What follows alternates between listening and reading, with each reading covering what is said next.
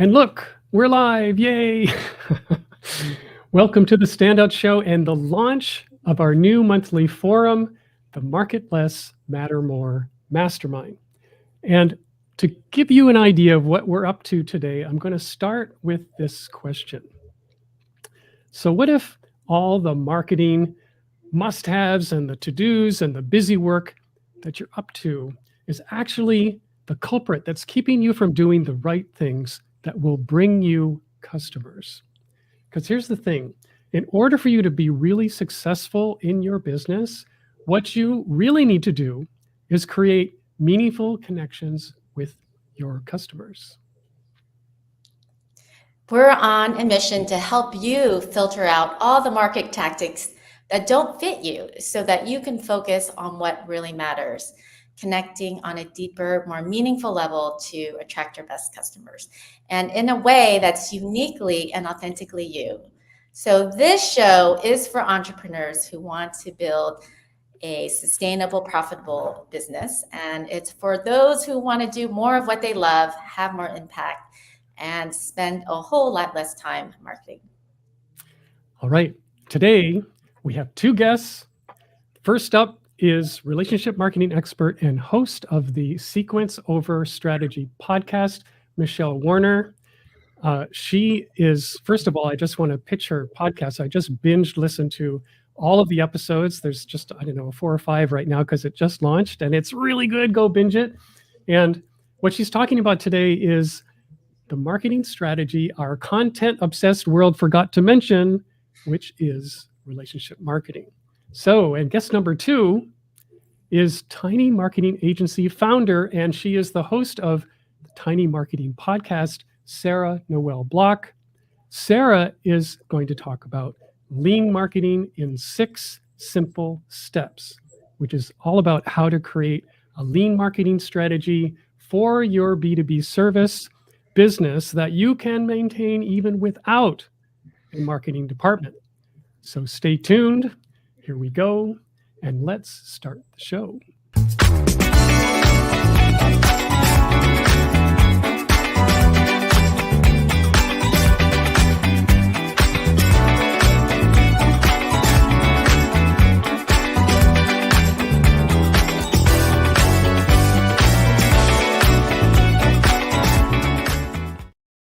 All right, here we all are.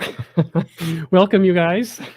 Thank you. Dang, that's a good intro. I like that. That's what I was thinking as well. Thanks for having us. It was zazzy. Well, it's a trick because that music, a couple of my past guests, while we've been doing that and they're behind the scenes, they're kind of bopping and moving like this. I was They have bopping. been doing the same. Well, what I've done with them is that when I make a clip after the show as part of like replay promotion, I will include, like, they'll be in the clip talking about what they're doing, but down below, they've got this little thing where they're bopping along. It's really great. All Dang, right. I wish I bopped harder. Well, let's get started because we're going to keep this on time. We're not going to try and make this long and drawn out. I want to just say to the folks who are listening right now, and I see several of you are here, if you have comments and questions, put them in the chat because when we're done, we're going to give you the chance to have your questions aired and answered. So all during this 2 presentations, go ahead and post your questions in the chat and we'll give some time to try and get through them all. So thanks for coming. And Michelle, you are up first. So go for it. Awesome. Well, thank you for having me. As I said, I'm excited to be here and just thank you for everything that you said in the introduction. Because as you know, this is what I really believe in is that we tend to be doing so many marketing things that don't ultimately matter, that feel good because you can kind of check them off a list that they're done and complete, but they probably maybe aren't doing the job that you think that they're doing or aren't converting. And there's a lot of opportunity to be doing something else. So I'm going to pull up some slides and talk about what you can be considering doing instead. And give me a second because now it is not letting me do that. But here we go. Here we go. All the practice in the world, right? And then it says, I don't think so. So what we're going to be talking about today is something I call Relationship Marketing 101. And I cheekily say the relationship or the marketing strategy our content obsessed world forgot to mention. Because my friends, there's a whole world of marketing that in my work as a business strategist and designer, in my work helping people fix their businesses, I see that folks are not taking advantage of. And then they're telling me, none of my marketing is working. I don't know how to connect with people. I don't know how to build these relationships you're talking about. And it's because they're not doing what I call relationship marketing. So let's get into it. And I am going to show you what the heck I am talking about. So when I think about marketing, I think about it on a continuum. I'm going to show you that continuum right now. All marketing strategies in this world lay somewhere on this blue continuum that you see. The left side of that continuum is made up of what I call relationship marketing strategies. The right side is made up of what I call traffic marketing strategies. Relationship marketing strategies, the most extreme form, are referrals, right? And for a lot of us who are in B2B marketing, or you're doing services, or you're doing any kind of maybe higher priced offer, referrals, that's the best lead you can ever get, right? Everybody, I hear from so many people like, oh, my referrals, they're my best clients, they're my best leads, but I just am not in control of them enough. I don't know how to find more. And so I have to be doing more marketing. And so that's the extreme side of relationship marketing. And as you see, relationship marketing tends to line up best when you have a business where you need a high quality of leads, but low quantity, AKA high-end, custom, high-touch services, right? Where you don't need hundreds of thousands of leads or clients, or even 1,000 leads or clients a year because you were doing services. That is in alignment with relationship marketing. Other side, traffic marketing. Nothing wrong with traffic marketing if your business aligns with it.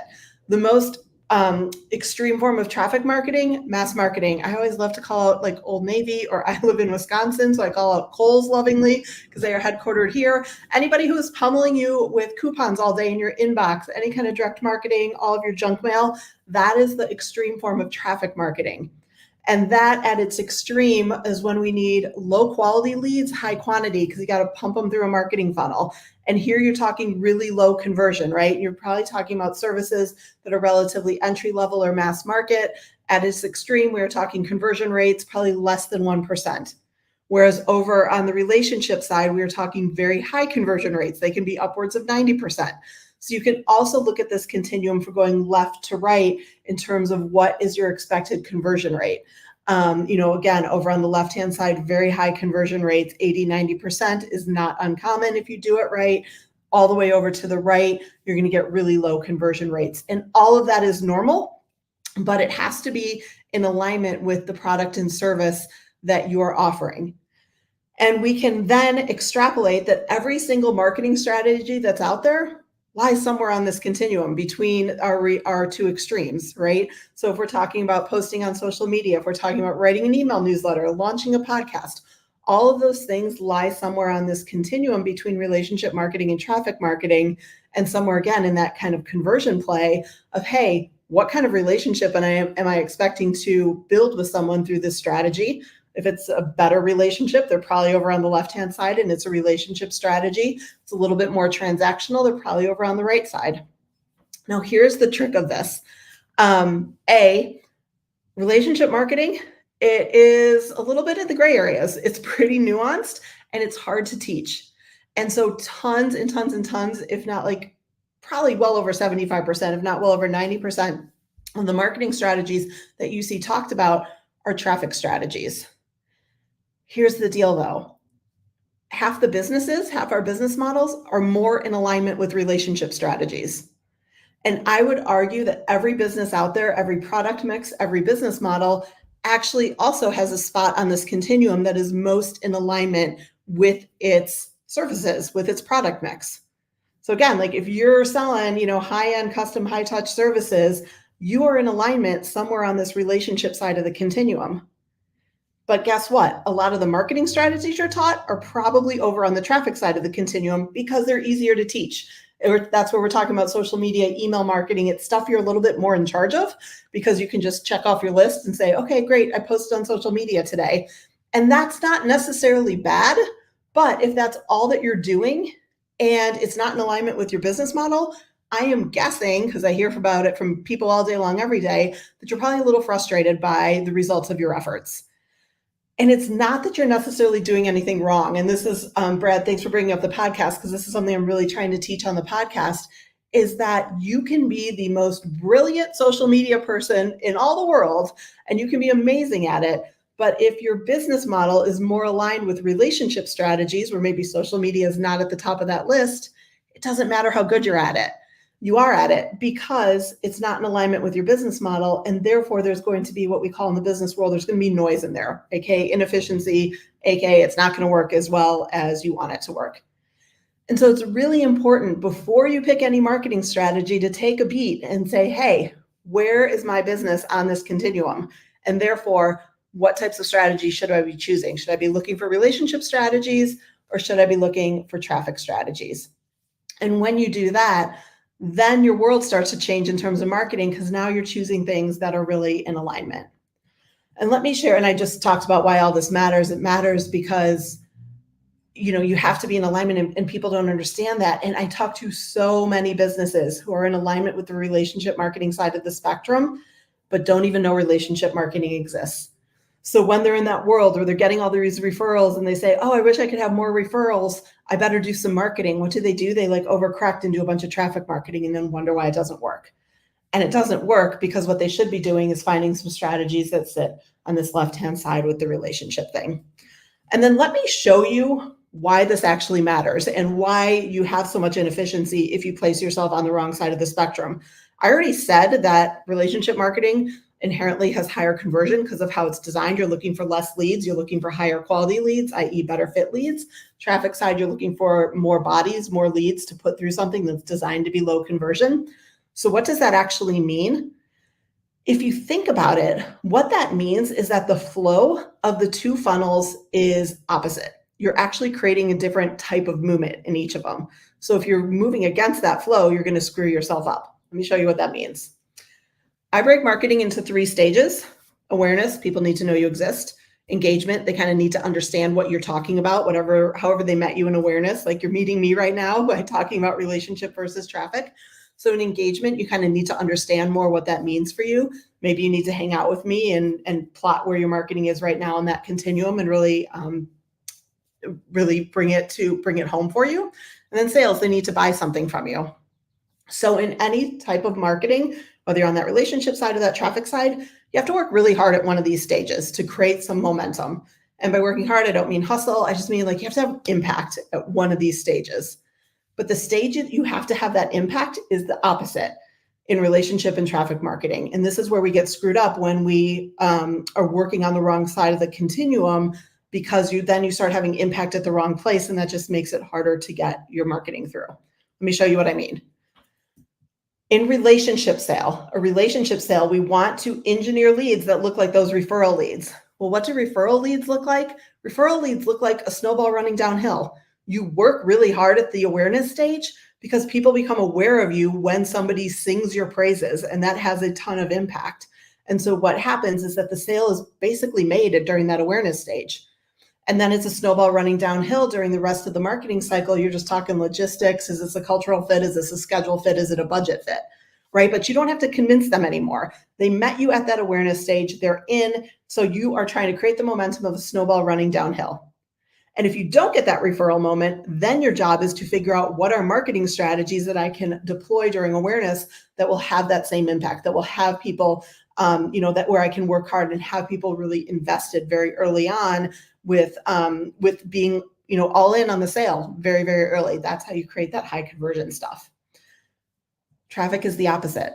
Traffic, because you need so many bodies, because it's just designed to be that really high quantity, you can't work very hard at awareness because you need so many people in that funnel in order to make the conversion numbers work. So you have to go a little bit lowest common denominator during awareness.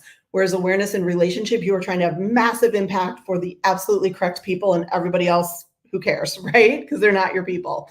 Traffic's the opposite. You need as many people to come in. This is more mass market. You need all the people to come in, so you can't be as specific.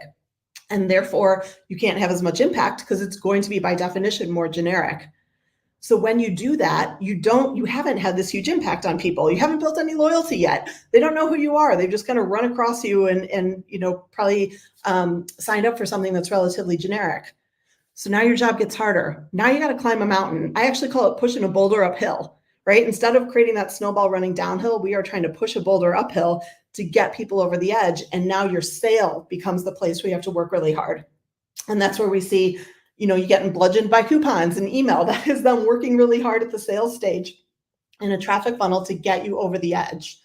And that's where maybe if you're an online business, we start seeing, the ticking time bombs of buy now, this is going to expire. That's people working hard at that sales stage in the traffic funnel.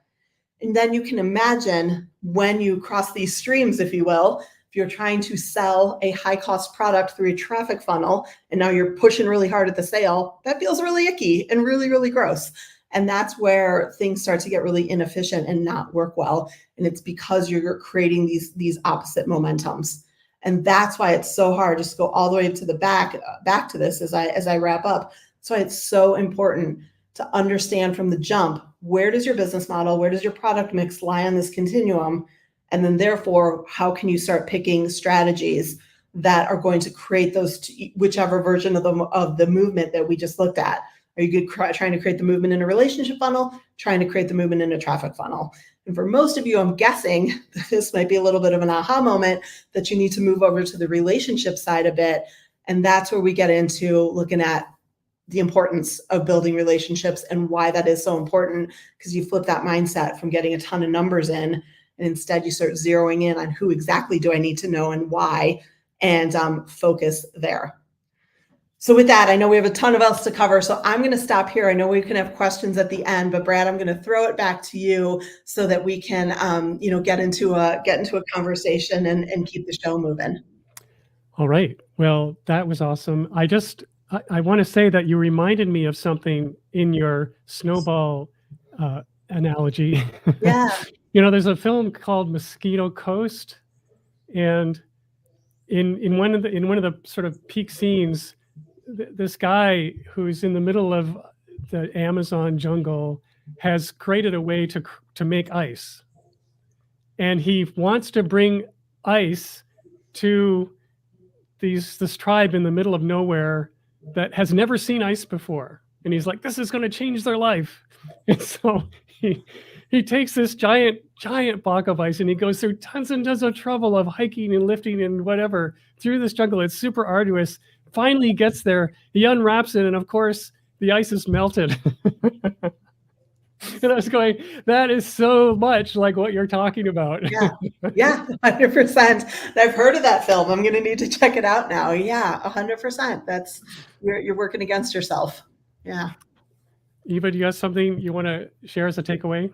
Yeah, no, I love this. I think most people will be like so convinced, like, what the hell was I doing all this time, and really want to focus on relationship building. So are there some like tips or something that you can offer, especially to somebody starting out? Like, say they don't have any referrals. I know when I started out, you're starting a new business, so you might not know a whole lot of people. Do you have any thoughts or suggestions or tips for that? Yeah, two things. I'm really passionate about teaching people how to kind of build what I call these ideal networks to support this. And two things. Number one, make sure that you're not trying to operate above where you're at. So again, in a relationship funnel, we're talking about very low quantity of leads that are needed and high quality. So it is totally okay and acceptable to meet one or two people at a time. I think a lot of times we get a little paranoid and think, oh gosh, if I'm building a relationship or if I'm supposed to be speaking, I need to be speaking to hundreds of people. And some of the best quality stuff happens just to one or two folks. And having said that, when you are starting out, you obviously have your ideal client avatar. You also have something called an ideal connection avatar. And those are the people who can introduce you to your ideal clients. Mm-hmm. So in a relationship funnel, you actually don't want to be trying to meet your leads by yourself, because you want to build a relationship and we want to engineer something that looks like a referral. What happens in a referral? You are introduced to somebody. So you want to be looking, and I say, like, look at who owns your audience in an uncompetitive way, but a way that you could collaborate. So who can you go build relationships with? What are profiles of people who are already talking to your audience where they can bring you in and have you talk to them? That's one of my favorite awareness strategies, is to go borrow an audience, get in front of that audience and add some value to them, and spend some time with them, right? Because we want to have impact. So don't run in and hand them a 10-point checklist. Spend an hour with them, talk to them. Frankly, do what I'm doing right here, right? I'm borrowing your beautiful audience and saying, hi, I have a thing that I think might be of value to you. I love that. I think that's great. I mean, I know one of the things I say is like, it doesn't really cost anything if you're starting out to just write a letter about what you're doing, why you're doing it to your closest contacts and ask them for referrals, and just, put anyways, I love that. So thank you. That makes so much sense. All right. So I'm going to bring Sarah up onto the stage, and we're going to get going with our second presentation. As we do this, I want to just plug Sarah's great podcast, the Tiny Marketing Podcast. The thing that I like about it, among her guests and all the stuff that she's sharing, this podcast actually comes out, the feed comes on a Sunday. And I know that as a podcast listener, Sunday is not a good day, usually. So I was like, oh, good. Sarah's podcast is here. And it's kind of like, if you're looking for something to listen to that is marketing related and kind of fun on your Sunday feed, this is one of them. I'm surprised by how many people listen when it drops. I drop it Sunday at midnight. Oh, right. There you go. And anyway, it's a good time, I think, for it to appear. So there you go. Yeah, it's doing just fine. So there's some Sunday marketers out there. All right. Well, I'm going to turn it over to you, Sarah. You're on. Yes, thank you.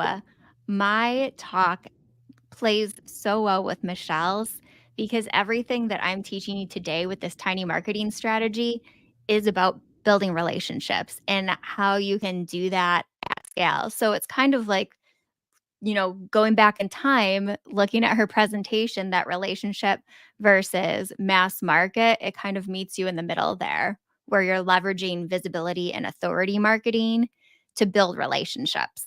So let's get into it. My flywheel looks like this. You have one dream client that you can serve, one signature offer, and I'll get into all of these a little bit more later, one main social channel, one core content, two lead generators, and one gateway offer. So that is all you need. That's it. And every little bit of this builds relationships with your ideal customer. And let's get into how. So this is perfect if you can't get prospects on a sales call.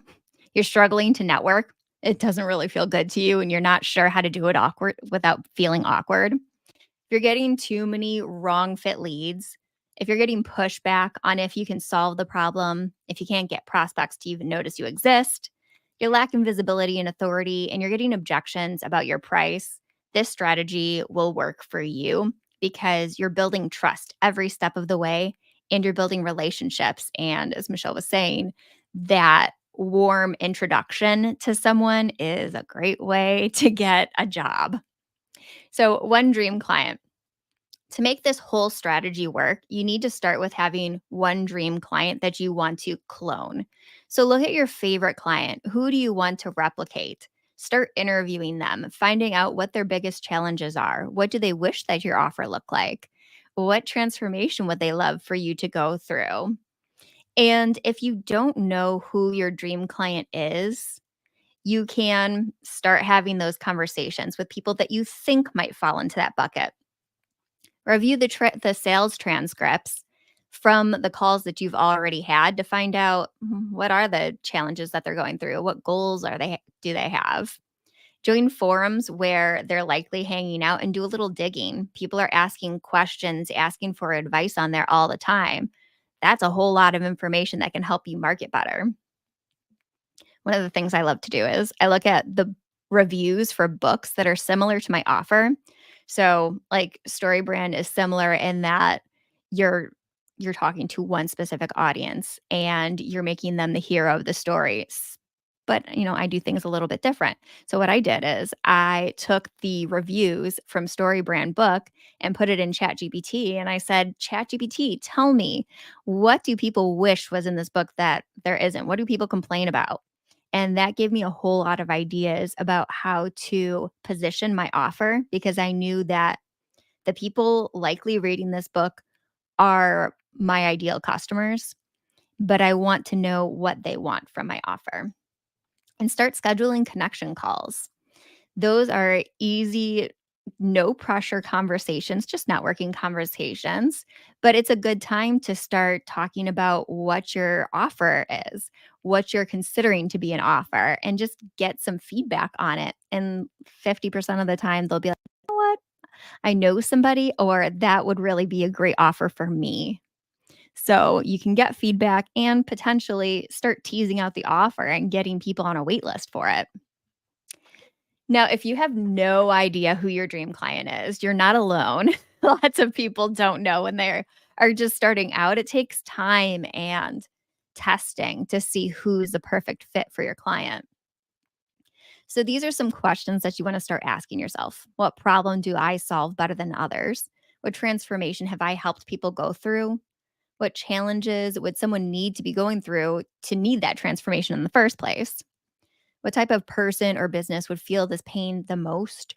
And who needs this transformation more than anyone else? Look at all of those things. Like, who can you help really easily and change their life? That's who your dream client is. And there is very specific attributes that person will have. The next step is one signature offer. So you want to direct your dream client to one signature offer. So it's super easy to understand how they can work with you. And that doesn't mean that you need to have only one offer, but you want to have a signature offer that you're known for, a bullseye that one you can use for revenue forecasting because you know how much that signature offer is. So you can figure out how many relationships you need to build in order to meet those revenue goals. But also it's just easier to sell. You can also have an upsell from there, a bigger version of that signature offer, a downsell for people who can't afford that signature offer, and back end add-ons that you can have only available to people who have gone through that signature offer. But I'm telling you, it gets so much easier when you have that bullseye that you're getting them to go to. Next is one main channel.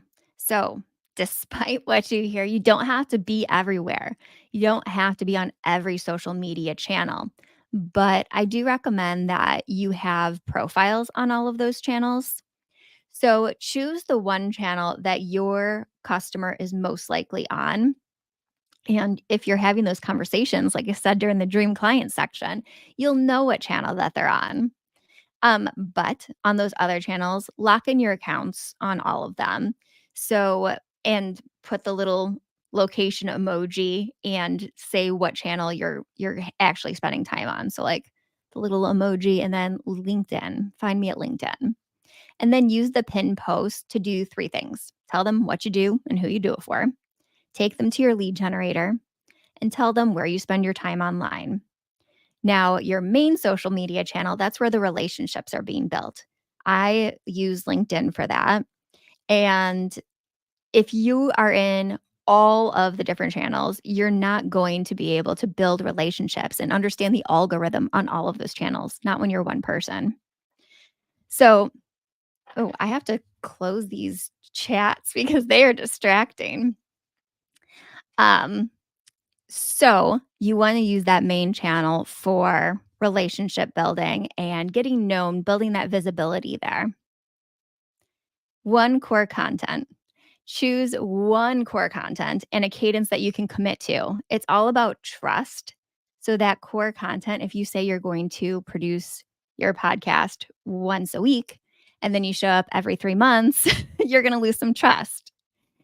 So I'm going to give you some options because the pushback that I always get is I don't have time for this. So I'm giving you some options that you will have time for. So here's my 4C method. Core content, that's what I usually recommend you go with eventually, is episodic or series content that you commit to doing on a regular basis. And that's like a podcast or this show, which is once a month.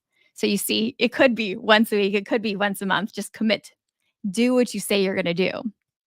The next one is campaign content, and that's batch creating your content around a specific offer. So you look at your offer and you break it down like What objections am I going to get on that? What transformations will people go through? What are the limiting beliefs around this offer? And create all of your content at one time. Just sit down, do it, schedule it all out. Next is collab content. This is what I recommend people do very first, the first thing, because you're borrowing someone else's audience, just like we were talking about earlier. I told you this plays nicely. So to borrow someone else's audience, you would be like co-hosting a webinar, doing something like this, doing a webinar swap. You could do a newsletter swap. You could guest on someone else's podcast. And then last takes the least amount of time, and that's curated content. So curated content is like, for an example, I create these curated playlists of podcasts on a specific topic. And then I'll just put together a landing page for it so people can do it, can listen to it. It's super valuable, but it takes me not that much time to put together. So these are all in order of what takes the most time. So core content will take the most time, curated content the least amount of time. And then if you're listening to this and you're like, well, I still don't have time for any of that, choose a hybrid option that is a core content and lead generator all in one. So if you need to condense it, it can look like a webinar series, a workshop series, a private podcast that would be gated to get access to it.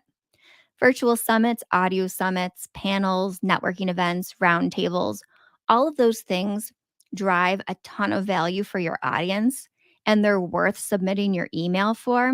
But that's the thing, is you're also generating leads from it because you're getting those emails from it.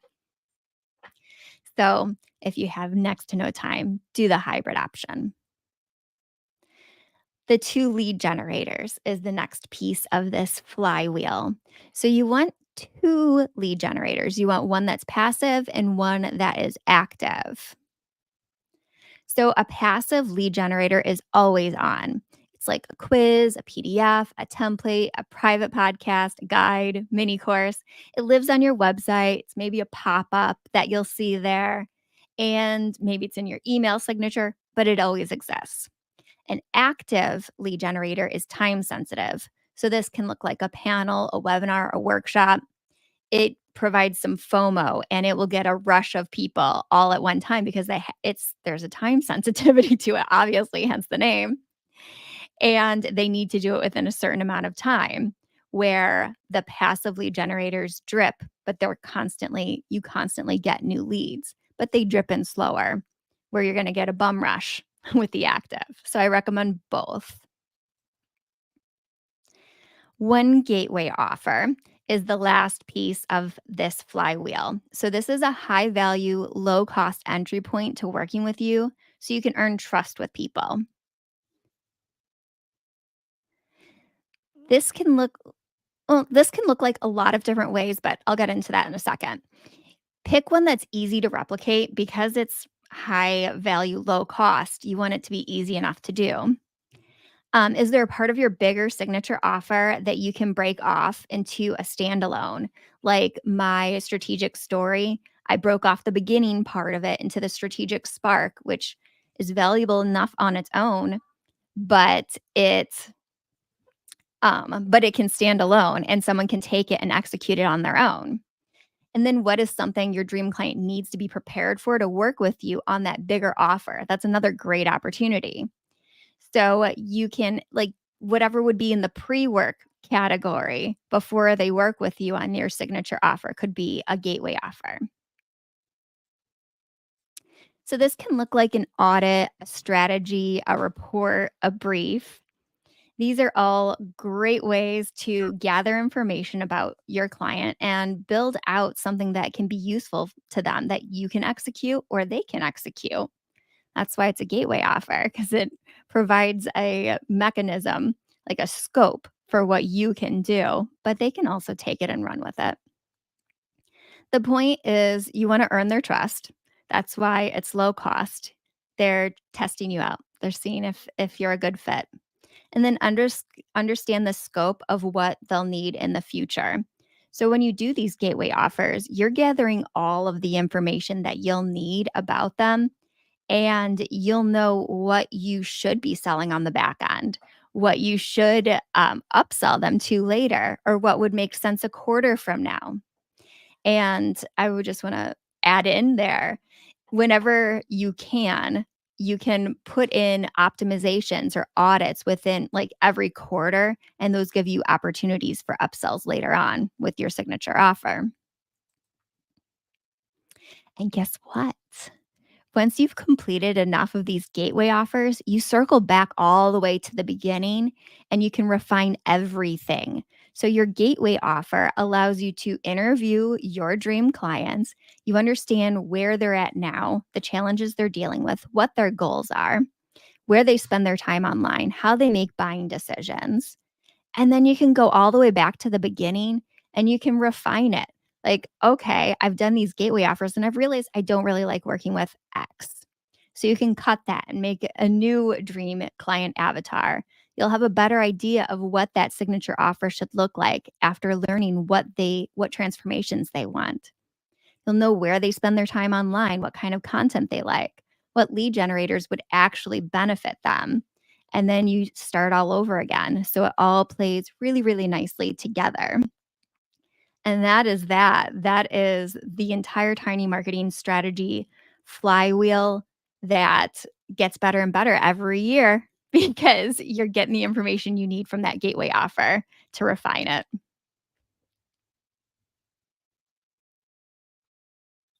All right. Well, cool stuff.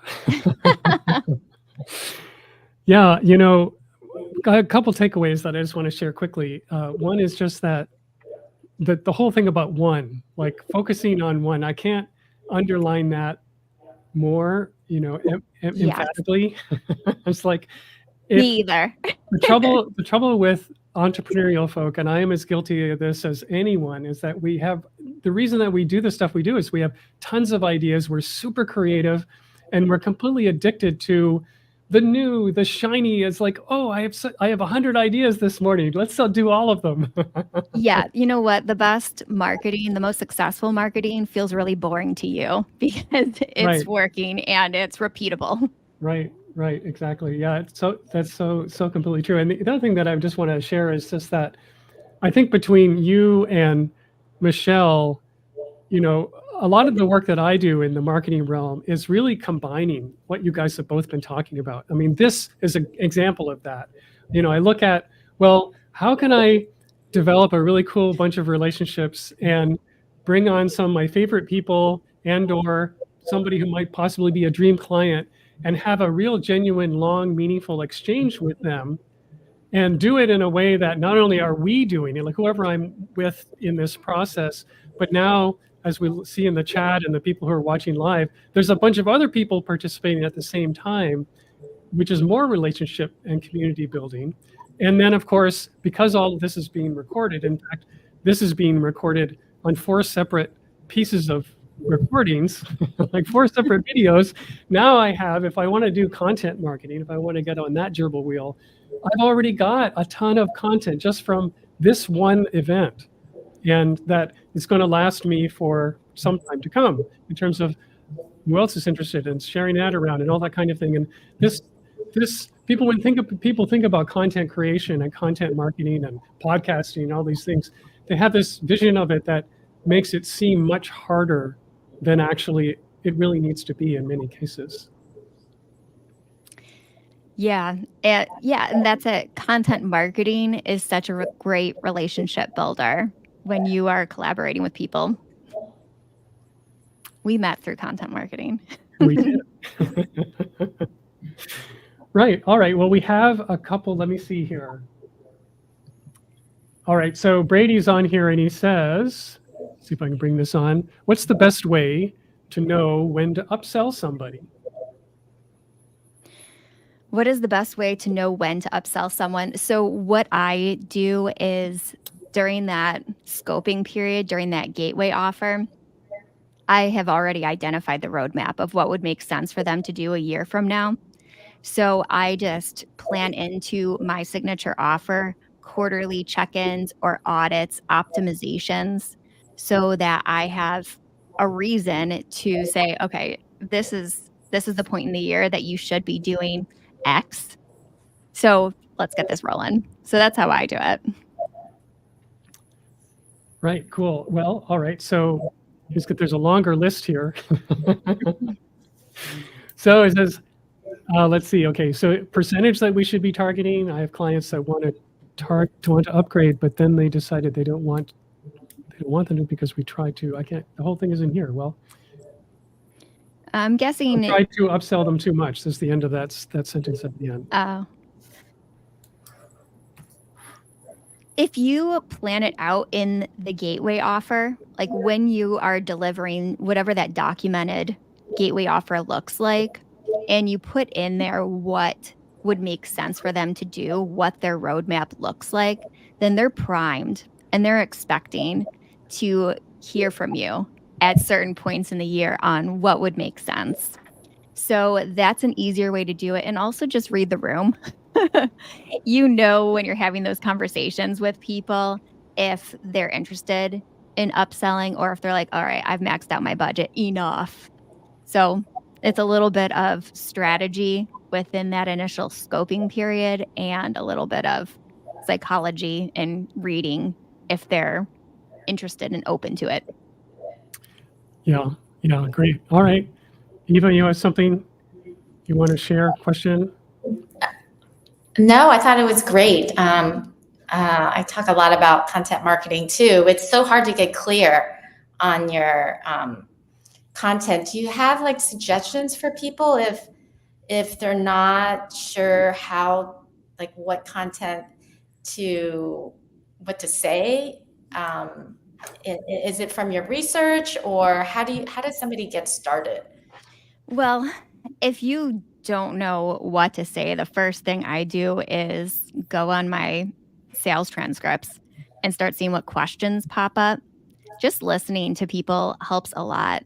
I'm in a fortunate circumstance where I'm having conversations with my clients and my clients' clients constantly as I'm building out their own strategies. So I have more insight into what people care about. But just listening to those questions, looking at your social media, what comments are people putting on there that you could respond to in content?